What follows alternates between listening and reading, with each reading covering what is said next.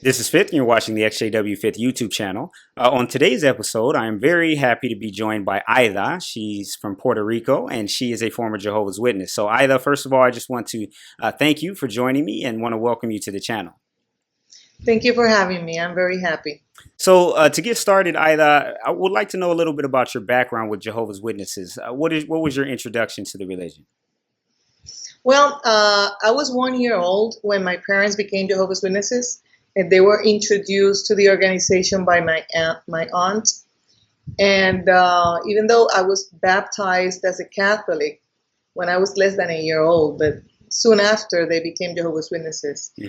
Um, at the time, my parents were 19. They were very young. And to this day, they're still Jehovah's Witnesses. And I have three siblings and nephews. I have like 8 nephews and nieces, of course. And all my family, really, the close family that I grew up with, they're all Jehovah's Witnesses. Even my 3 children, their wives, and my grandchildren. Wow. So your family was very involved ever since your mother and father began studying, and it seems like it's continued even to now. Yes, yes. I remember that very early in my life, like maybe 4 or 5, I was I always tried to please my parents. Hmm. So I remember I would memorize the scriptures, and I wanted to preach. I wanted to talk at the doors, Hmm. and at 9, I wanted to be an auxiliary pioneer. I wanted to be a pioneer, and I insisted that I wanted to get baptized. Hmm. I see. And one of the elders said, I felt that I was too young, and he said, "Well, I have to have a conversation with you to see if you're really mature enough to be baptized." And then he had this conversation with me, and he felt that I was. So I got baptized in 1971. I'm 56 now, so it Okay. was back in 1971. At that time, I there was an urgency because the end was supposed to come in 1975, Hmm. and I really wanted to be part of the pioneer group because I felt that of course I believed that I was only a child, Hmm.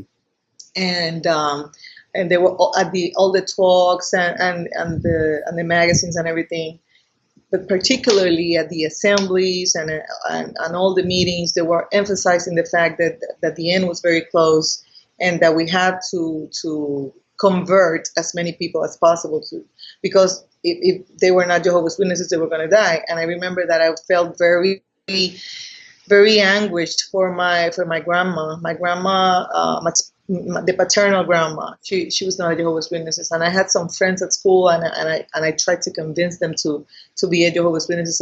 I would tell them, you're gonna die, please, please, you have to become a Jehovah's Witness, and they would look at me like, you're crazy or what. Hmm. But I felt it. I really, and then I remember that I thought I'm going to be 13 when the end comes, when Armageddon comes, and it didn't happen. 1975 came, and nothing happened, and I was 13, and at the time I was becoming an adolescent, and I remember that I started putting some pressure on my parents because I wanted to attend some birthdays, and I wanted to be more active in school and participate in more activities. And they would always say no to everything. I felt so frustrated. And even my teachers were very frustrated because, they wanted me to participate. I was very vivacious. I was Hmm. very going. And I wanted to participate, but I couldn't, I couldn't. I had to be at home and Hmm. whatever. And And did they give you a reason as to why you weren't going to be able to participate in those things? because these were all worldly people, and they would that I had to be with people that were Jehovah's Witnesses, or else I would be contaminated by their thinking and all these reasons that they tell you that. Sure. Now I see what they want is to isolate you and control you, right? But at the moment, well, I just wanted to obey my parents. Okay, the reasons didn't convince me. Okay, but I was forced to do what my parents want. Oh, I was not brave enough to rebel at that age. It was only 14, 15. I remember that at one point at 17, I found, I remember that I talked to a lady that attended the Kingdom Hall, but she was not that spiritual.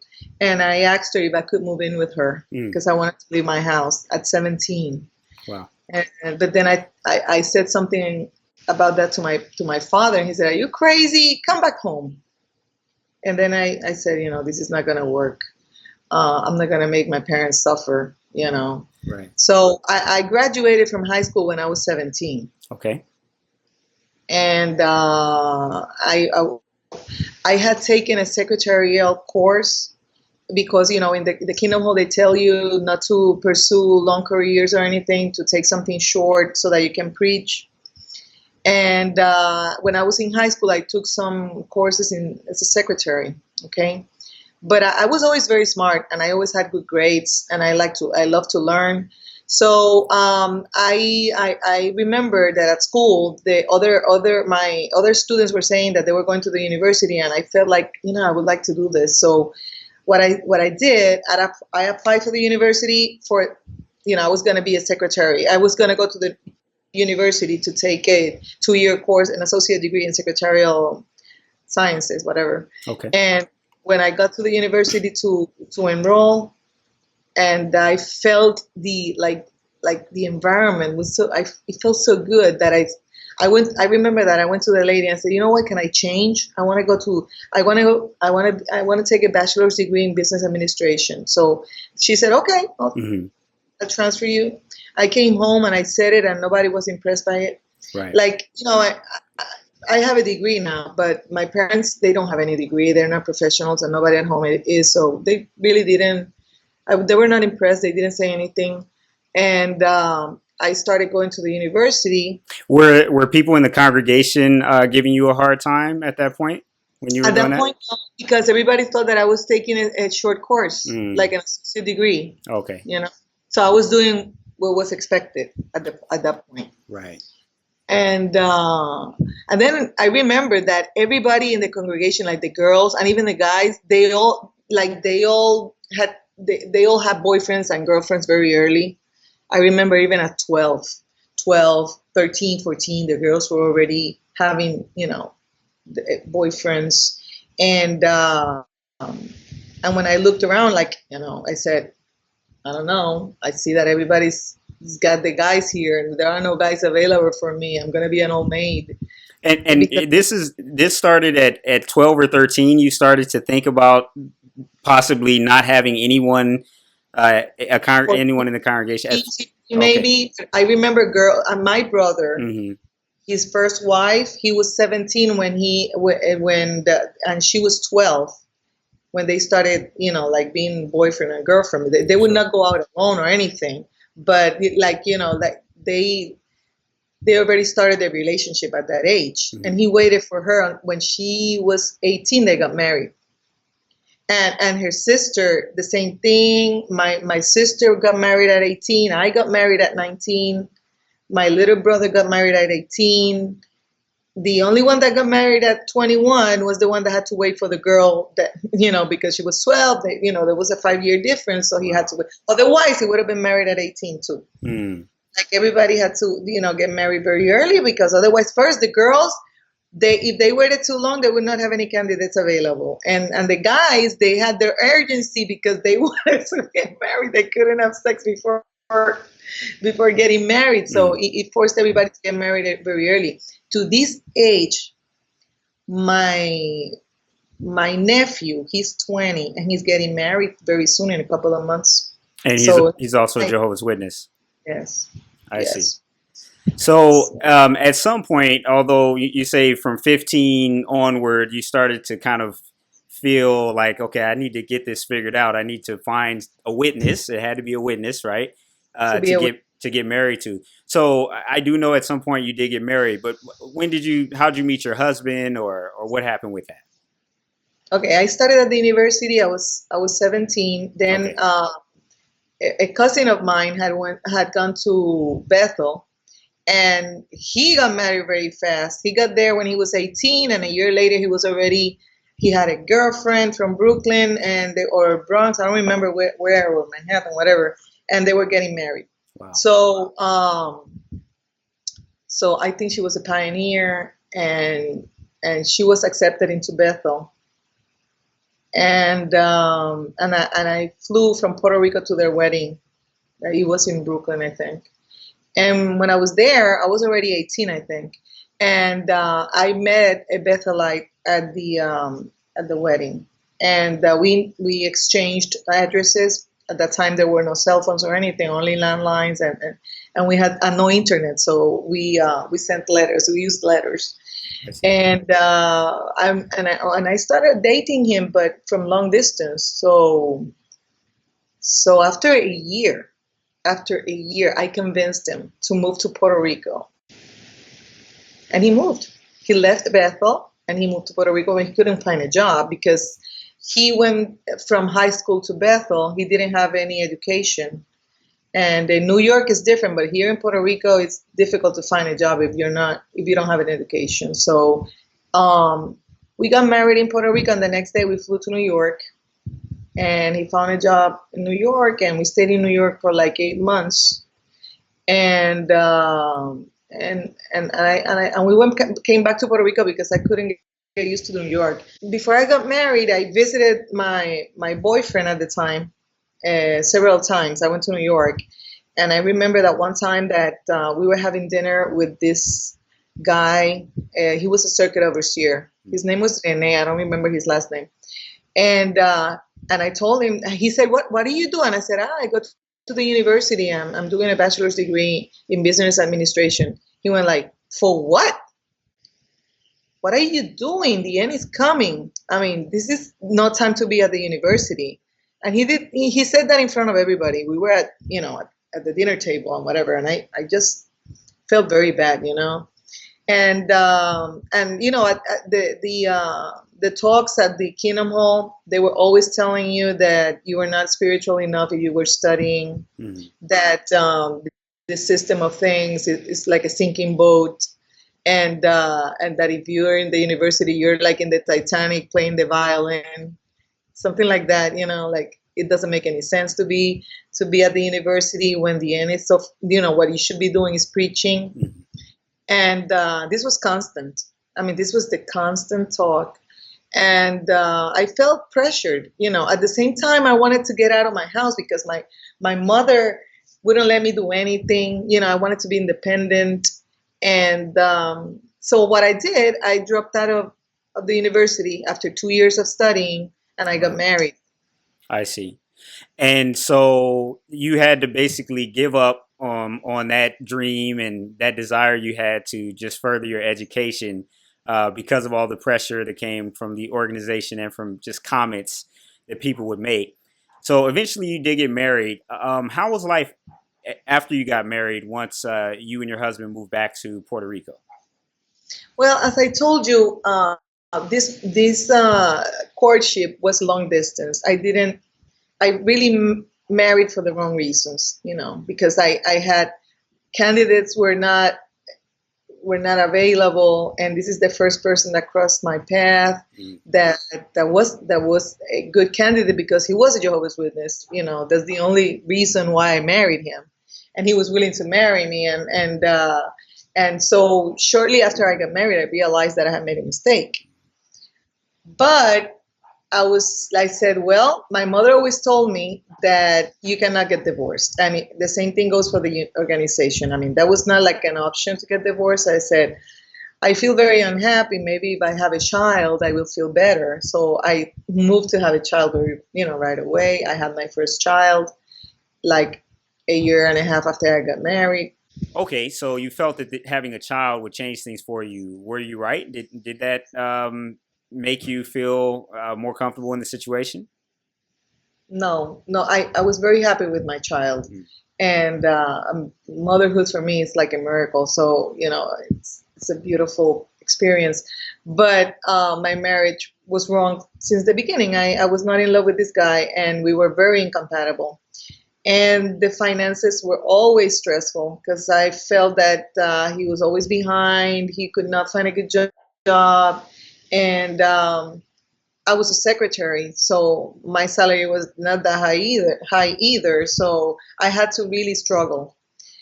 And but I continued to trying to find a better job, and I did find a better job. But the fact that I didn't finish my studies was like there was something missing there. I really felt that I should have finished, and I always felt like, what if the end doesn't come and these people are telling me something is not right? At least I started a family, I have a child, but I haven't finished my studies, and I feel annulled. I don't feel happy in my job. I know I can do so much more, and I can learn so much more. Mm-hmm. And then at the Kingdom Hall, they would tell you that if you have doubts, it's because you don't pray enough, and you don't read all the publications. And I remembered I was like 24 at the time, and I said, you know what? I'm gonna give it a try. I'm gonna do what they say. There were two big books inside in the scriptures, the green books. Right. So I started reading those. I started reading the Bible, and I even read another book, something about mankind. I forgot the one that compared. Yes, I believe it's Mankind's Search for God. I read that book. Okay. And then after I read all that, I didn't feel better about it. I was more certain that this religion was not for me and that it was not the truth. I said, I don't feel it. It's not true that if I read more, my doubts will go away, because they didn't go away. So I made an assessment of my situation, and I went like, you know what? I had my first child, and when I had him, I didn't feel any different about my relationship. But then I decided that I would not make him pay for my mistake. Okay. I wanted to have more children. So what I said to myself, okay, I'm going to have my children. I'm going to stay with this guy until they grow up. And then I'm going to leave this situation, because, on top of that, this guy was an elder, but he was not loving. He was pretty rough with us, with me. He was not physically violent, but he was abusive. He was, okay? And so I was not in love with him when I got married, but it could have worked if he had been different, because I remember calling the elders several times to complain about his conduct and everything, and they just talked to him, but he continued to do the same. And then after that, I already made a contract with myself. I said, I'm not going to break this marriage until my children are older. What am I going to do with my life? And I remembered I was working at this place. My first 2 years at college, the credits that I have would expire in 10 years. So those 10 years were approaching. And I talked to my boss at the time. I remember discussing this with him. I said, I want to go back to the university. And he said he would support me. He would support me in the fact that he would help me with the schedule so that I could make it to the university. So I had this opportunity, so I decided to go back. That's amazing that your boss would, support you in that. Ironically, I'm going to assume, just because you were one of Jehovah's Witnesses, that other people didn't support you to the same degree as your boss did. Did people give you a hard time about the fact that you were going back to school? My mother was indifferent. She was not impressed, but she didn't discourage me. Okay, she didn't encourage me or discourage me. My husband he didn't want it. He didn't want me to go to the university. He wanted me to stay the same. And I said, I'm not asking you for approval. I made the decision. I'm going to do it either way. So, and then I don't think I told anybody at the Kingdom Hall. And when they learned about it, since it was only the bachelor's degree at the beginning, nobody said much, So besides, I didn't have many friends. I went to the Kingdom Hall, and at the end of the meeting, I would leave right away. I was not involved because I didn't feel it. It was not in my heart. So I really didn't make close friends. and I try not to share much of my personal information with them. But I did went back, and after I finished my bachelor's degree, I decided that I wanted to continue studying. Mm. At that point, my husband was very opposed because I wanted to be I wanted to be a lawyer, and I was accepted. This is what I did. I talked to my boss and I said, I'm going to do this. I have to study for the LSAT, and I don't want anybody at home to know about it. And I'm going to study here. And, I'm going to send my application and everything with the address from my work address. And he said, okay, don't worry about it. And when I went to take the LSAT, I took it during working hours. And I told him, if my husband calls, tell him that I am at a seminar or something. And he supported me in that. So I didn't tell anybody that I went to take the LSAT, not even my mother. So that's amazing. You actually had to basically be dishonest and sneak around to further your education. That's just incredible. You think about it now. At the time, you kind of understand it as one of Jehovah's Witnesses, but to think that education is so frowned upon that you felt like you had to do that is just incredible, and it's very, very sad. I can only think about how many others are in situations similar to that. My boss really was my ally, and he couldn't believe it. And he felt that at my age, at the time I was 28, Mm-hmm. and I was still afraid. I was afraid of my mother's opinion, my husband's opinion, my family's opinion, And like you say, I was not being, I was not being transparent with them because I knew they wouldn't approve, but I really wanted to do this, So I said, you know what? I know I'm going to be disapproved, and I don't want to have this disapproval before I know that I'm accepted. So I'm not going to go through that now. I want to, do it like this. And if I get the approval and if I am accepted, then I'm going to go home and say, you know what? This is what I'm going to do, and I don't care. Right. So that's the way I did it. I studied at work. I did everything at work, and then I got the approval. I was accepted. What I did when I got accepted to the to law school, and I had to turn my resignation at my work because my schedule would not, it would be too difficult to continue working and going to law school. So I went home with the news that I had resigned to my job and that I had been accepted to law school. Everybody went like, "What? What are you talking about?" But I had it all planned. I had it all planned, and I was very excited. But it's sad that when normally if your child comes to you and tells I've been accepted to the best university, the best law school in Puerto Rico, a law school that it's very difficult for people to get accepted, and I felt like I got disapproval instead of saying, we're so happy for you, we're so proud of you, none of that. But anyway, I did it, and afterwards I know they felt proud of me, probably, but probably everybody was thinking at the time what the elders are going to say about this, Exactly.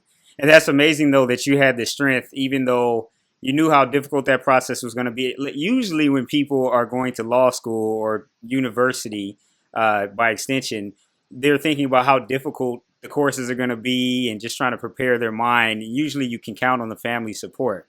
But in spite of the fact that not only were they not going to support you, you knew that they were going to be opposed to it.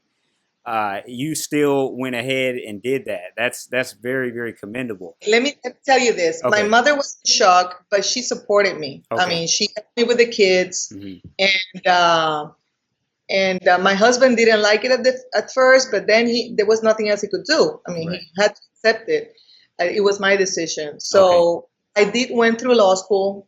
I was very successful, and after I finished, I found a job at a law firm. In a very good law firm, a very prestigious law firm in Puerto Rico. Great. And I was there for 5 years. And during that time, I remember that while I was in law school, I would tell my kids, don't tell anybody at the Kingdom Hall that I'm at the university, okay? Or if you have to tell them, you don't tell them that I'm studying a law degree, okay, for a law degree.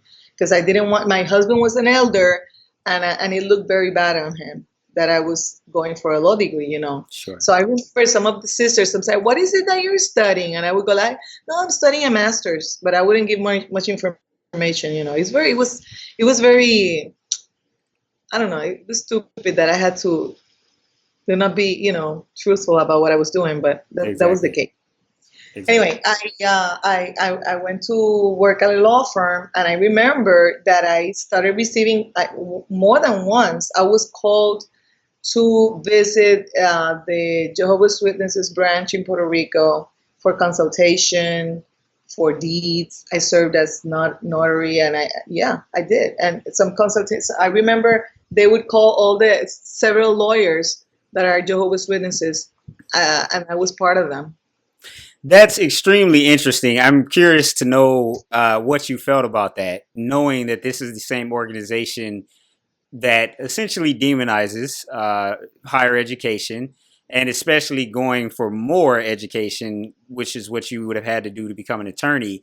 As soon as you complete that and you are an attorney, they're the same ones reaching out to you. Did that strike you as odd, Yeah, or how did you of feel course about that? it did. Of course it did. Of course it did. And I felt that way. And but you know, I was part of the lie at the time. I'm very honest. Okay, I am very frank, and I could not be. I could not be. I had to withhold my feelings. I would have to withhold what I really thought. I had to pretend. For me, pretending is the worst thing. And basically, I at one point I remember I was already an attorney, and I didn't feel I really wanted out, but I still was not ready to leave my husband at the time. And I mentioned something to my sister, that I didn't believe that the birthdays were bad. And, I really don't get it. I think birthdays are not bad. I should be able to go to birthdays. My sister went crazy. She would not talk to me. And I was sent to, I remember that I have two cousins that are circuit overseers. One of them called me very worried because my sister had called him to tell him that I had made these comments about birthdays. I Mm. was already an attorney, okay, and that he thought that maybe I should visit a Jehovah's Witness psychologist. Whoa. So I went along because, you know, this was like nobody was talking to me in my family, and I felt, you know, like I was scared because I didn't want to lose them. Mhm. So I went along with it, and I visited this psychologist. And the psychologist told me that what I told them seemed to him that I was losing faith. And that this is a psychologist. That I should maybe go ahead and read the publications again and pray, da da da da. And I tried to tell him that I had problems with my husband. I said, you know what? I don't like to get into problems between couples. That's not part of what I do. Mm. So what kind of psychologist is this? I don't know. Right. Anyway, and then my cousin talked to him, and he said that he had talked to me, that I came back to my senses. So I started pretending again. And then like 3 years later, I divorced my husband. Like I couldn't do it anymore at one point. You know, it was too much. I see. I was already awake, and I was really trapped. I was in a prison. I couldn't do it anymore. But then I waited too long, and emotionally I was very affected. Like my self-esteem and everything was very down, and I was kind of depressed. I was very depressed. Mm. So when I divorced, I convinced my husband to sign the papers, the divorce. I kind of manipulated a little, and I convinced him that things were very bad between us. And because he was getting more aggressive with me because he could not control me, you know. So he knew that I was trying to get away from him, and he got more anxious. So the marriage got more strained, you know. And he at one point apparently he thought that I really would not divorce him because the Bible says I cannot divorce him, you know. But and then he had to. So So he signed the papers, okay? And he thought that we could come back together maybe 6 months later or something. And but it didn't happen because I met somebody else because when I left the marriage, I felt euphoric. I felt free, and I had been trapped for so long that I felt so free. And I met this guy, and I went along, forget it, and I met somebody else. And I remember the elders came to my house and said, "You got divorced, you don't have a biblical basis for divorce, which means that you can never marry again." That's what they told me. At that point, I didn't make any comments because I had not met anybody else at that point. So I said, I'm not going to make any more waves because this is very difficult as it is. So I'm going to. But very soon I met somebody, and when they learned about it, they came home again to tell me. And then they made the judicial committee and whatever. And I went to the judicial committee because at that point I still had a little hope that my family would not turn their back on me. But they did, because I was disfellowshipped, so nobody would talk to me. My children left my home. They went to live with my mother. I was not invited to my son's wedding. I went to the Kingdom Home to see him get married. But then I drove to the reception, and at the door they told me you cannot go in. And to this your was in son's front of wedding. Sister, yeah. Wow. And this was in front of all the brothers and sisters that were outside waiting for the bride and groom to get into. They were coming in the limousine. They were not there yet, and I was there at the door. And the father-in-law said, he's an elder.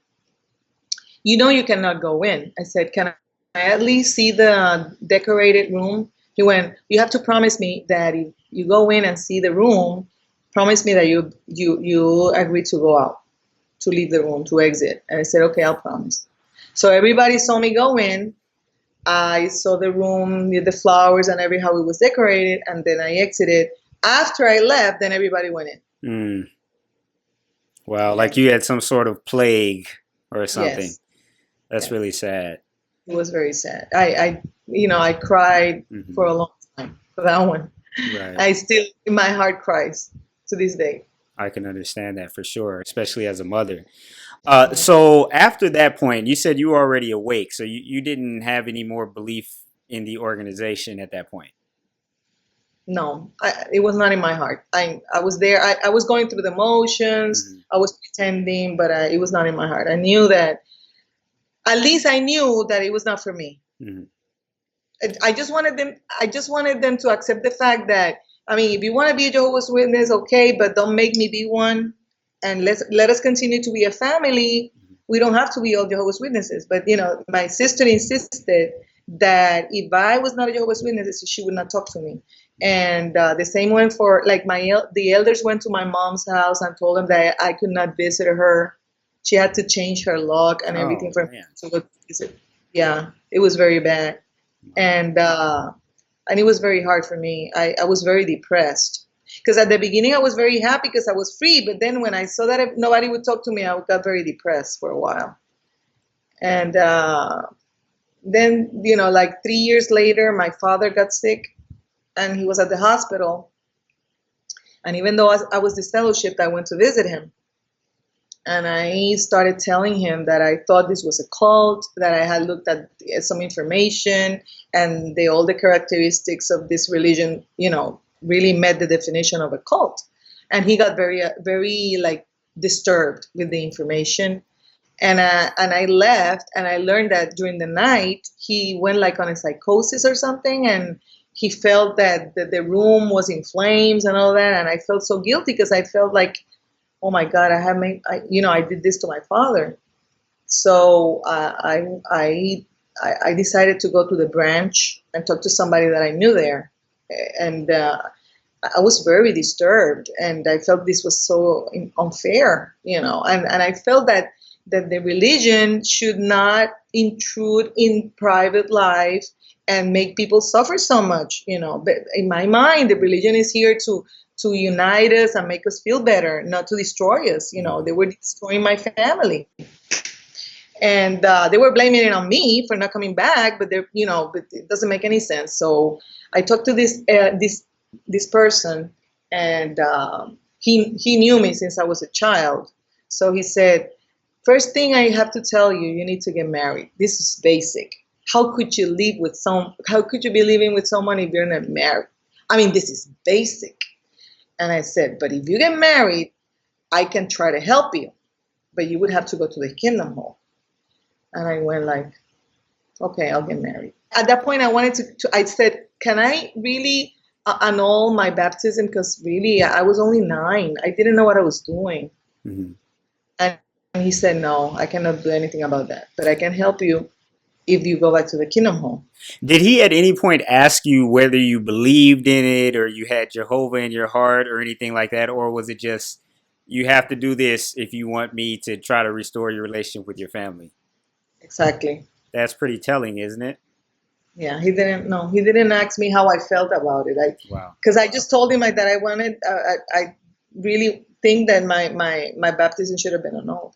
But he tried to help me, I appreciate that. And I went back to the Kingdom Hall and but I went to another Kingdom Hall, not the one that disfellowshipped me. So I went to another Kingdom Hall, and I was, how do you say that? They reinstate you? Reinstated. I was reinstated. When it was announced, I sent a text to my mother, because they didn't even know that I was attending. So everybody was very surprised. What? Are you reinstated? And then my sister, she protested. She was saying that this had been a sham, that I probably had deceived somebody, because it was not possible that I was reinstated. And I don't know, but the person that helped me on this probably got in trouble for that, I'm pretty sure. Because he couldn't believe that my sister was not happy for me. I said, I cannot believe that your sister is not happy for you. To the contrary, it's like she felt that I didn't deserve that, to be reinstated. Mm. So it was very nasty. There was no love there at all. Right. And I felt so sad that my family did not love me unconditionally. Even my children, they were all like, they were really, there wasn't love. I don't know what it was. It was like bitter, or I don't know. I cannot say hate, because I know they don't hate me, but they didn't want the best for me. They just wanted me to go back, period. Right. So, yeah, that's a very sad situation that so many have to deal with. When you come to that realization that this whole family concept that I had in my head it has limits, and they're pretty clearly defined, by outside sources. That's a very heartbreaking thing to have to deal with. So after that point, what happened? You were reinstated, but your sister was protesting. Did you ever get your relationship back with anyone or any family members? No, because I stopped attending right away. Mm-hmm. And the relationship with my parents improved, because even though they didn't visit me, I was able to visit them, at least. Mm-hmm. And but my oldest son, he's an elder. So my relationship with my oldest son kept, like that for a long time. And one of my sons would always call me and keep, like a relationship with me.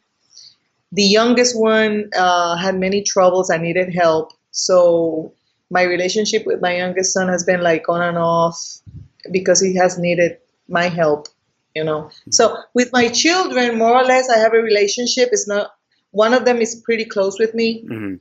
Because he's not an elder, and he comes to my house and stuff, and because I'm not disfellowshipped.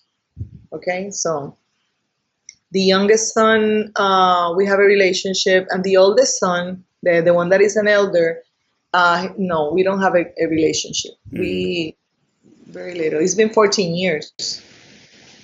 Wow. It's been 14 years. It's not that I don't see him. Like, if I go to the hospital because a family member is sick or whatever, I see him there and we say hello. Hmm.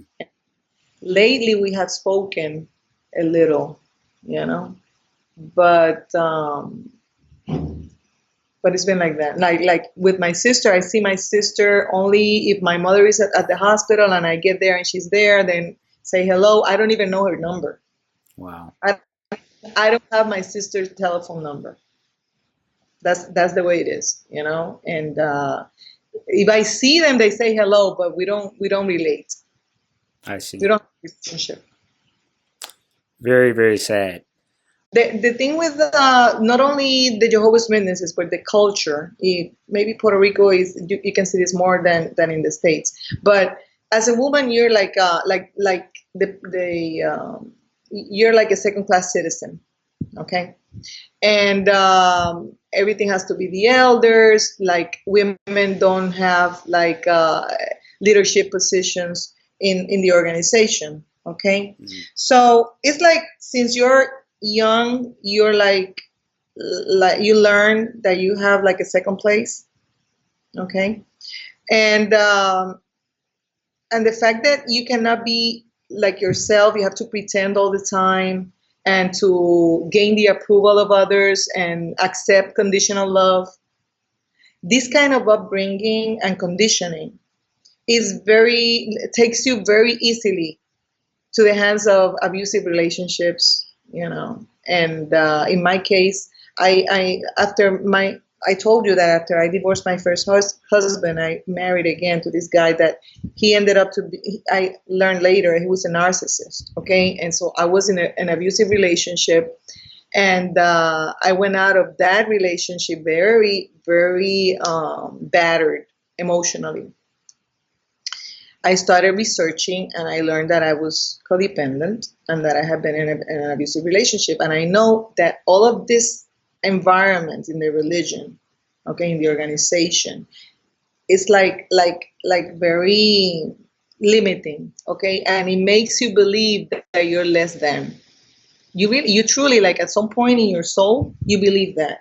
So you have to like reprogram everything in your head, and I've done that for the last 4 or 5 years. I've been working on it, and it is very difficult because you have to deprogram to then program. So I was deprogramming not only the upbringing as a Jehovah's Witnesses, but also as a as a woman that feels that is less than.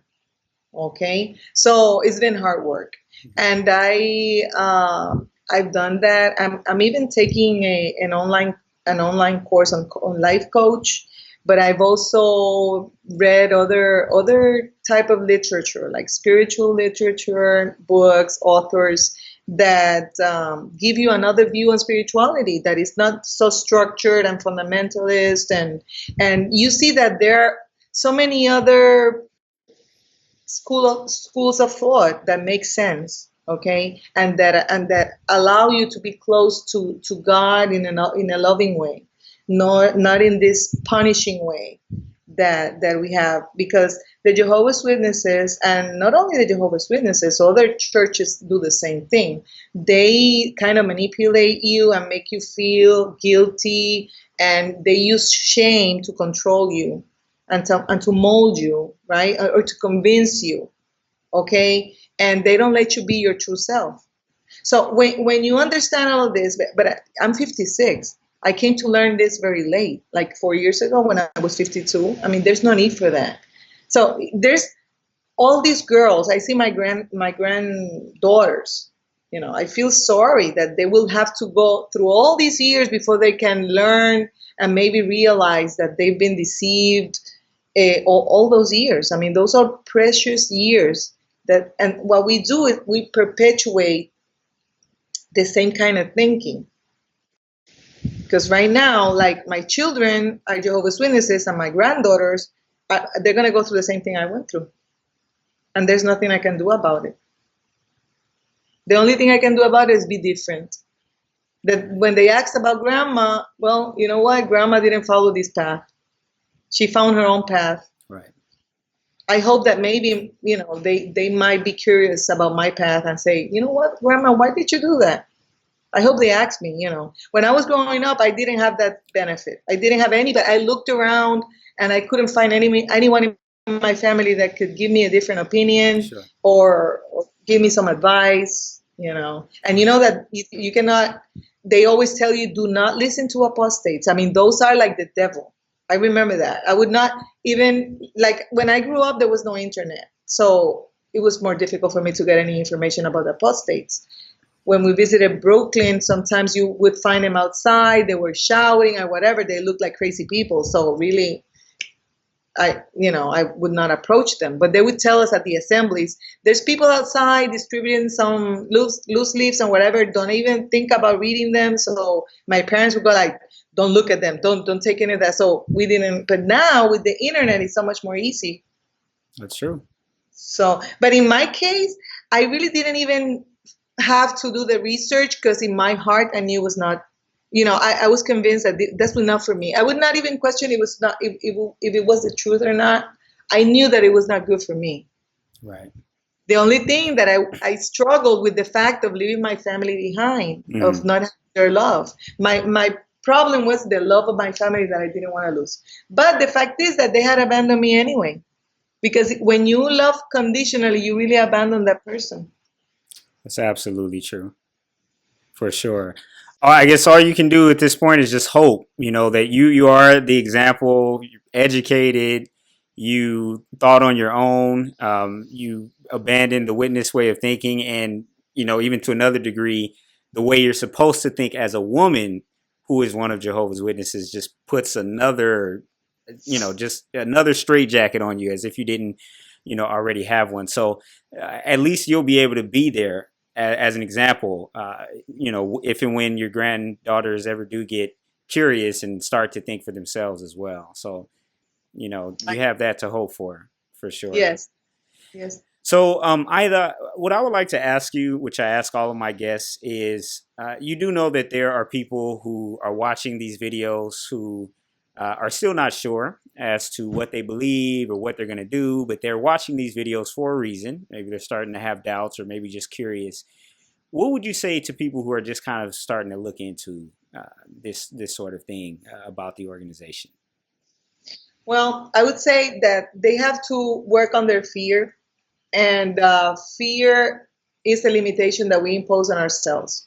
Okay, so we can empower ourselves, and I would encourage them to do so, to believe in themselves, and have the courage.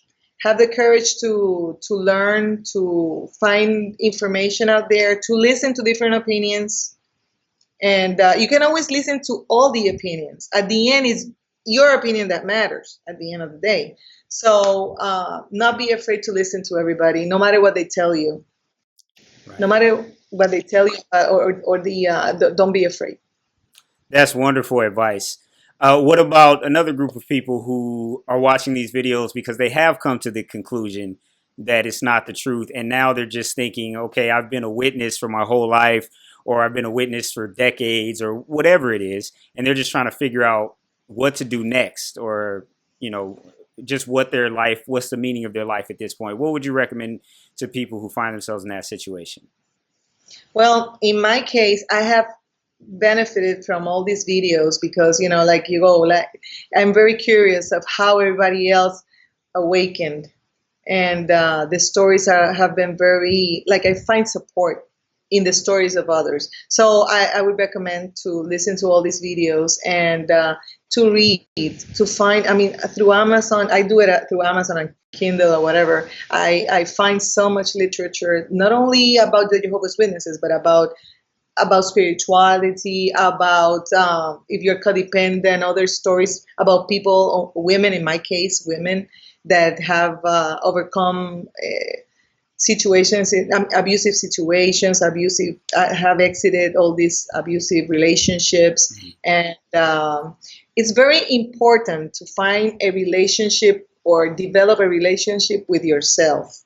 Because when you're a Jehovah's Witness, and we as human in our culture, we are taught to please others, to care for others, and we forget about caring about ourselves. Very And true. we are lost. If you don't know yourself, you're lost. Okay. So during the past 4 years, I have done that. I have healed my scar, my wounds, right? I have learned about myself, and I have tried to see how others and have done it. So it is important to listen to how others have done it Hmm. and take ideas from there and see if that works for you or not. To find the tools to empower yourself and to overcome and to heal. Basically, to heal and to learn how to be with yourself and act out of love instead of fear. You know, living out of fear is no living at all. Right. That's what I say. Again, very, very good advice, Aida. And I really want to thank you. I feel like this was a very, very powerful conversation, just listening to your story and how, in the face of so much adversity, you've believed in yourself, as you just said. And that's something that's gonna help so many people. I'm certain of it. So, Aida, really want to thank you for taking time out of your schedule to speak with me. Okay, I'm very happy.